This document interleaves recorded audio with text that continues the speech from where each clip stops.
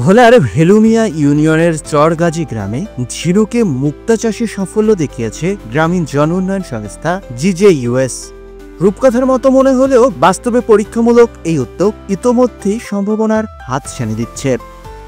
ভেলুমিয়া ইউনিয়নে GJUS এর কৃষি খামারে প্রাকৃতিক পদ্ধতিতে একটি পুকুরে নিজস্ব অর্থায়নে মুক্তা চাষ শুরু করে 2024 সালের সেপ্টেম্বরে।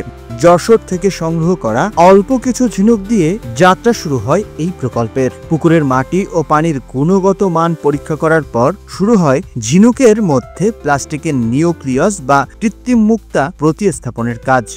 এরপর ঝিনুকগুলো ঝুড়িতে রেখে নির্দিষ্ট গভীরতায় পানিতে ডুবিয়ে রাখা হয়। প্রতিদিনের যত্ন এবং নির্দিষ্ট ব্যবস্থাপনার ফলে ঝিনুকের অভ্যন্তরে ধীরে ধীরে গঠিত হতে থাকে মুক্তার স্তর।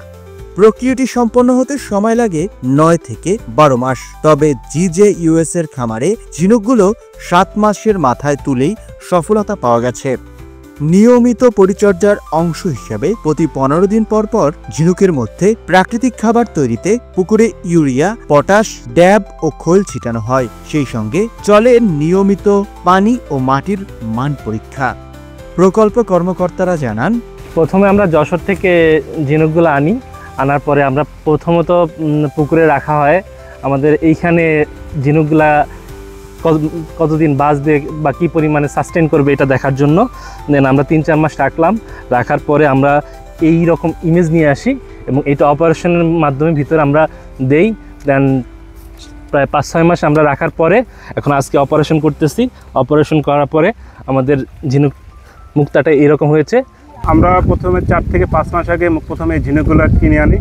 কেনার পরে এটাকে ভিতরে এই ইমেজগুলো ইনসার্ট করা হয়। ইনসার্ট করার পর 4 থেকে 5 মাস এটাকে সংরক্ষণ করা, পানির নিচে ঝুড়ির মাধ্যমে এটাকে সংরক্ষণ করা হয়। তারপরে আজকে খোলার পরে ইমেজটা এই অবস্থায় এসেছে। এটাকে আমরা বিভিন্ন মেশিনের মাধ্যমে কেটে প্রসেস করে জুয়েলারির দোকানে বিক্রি করব।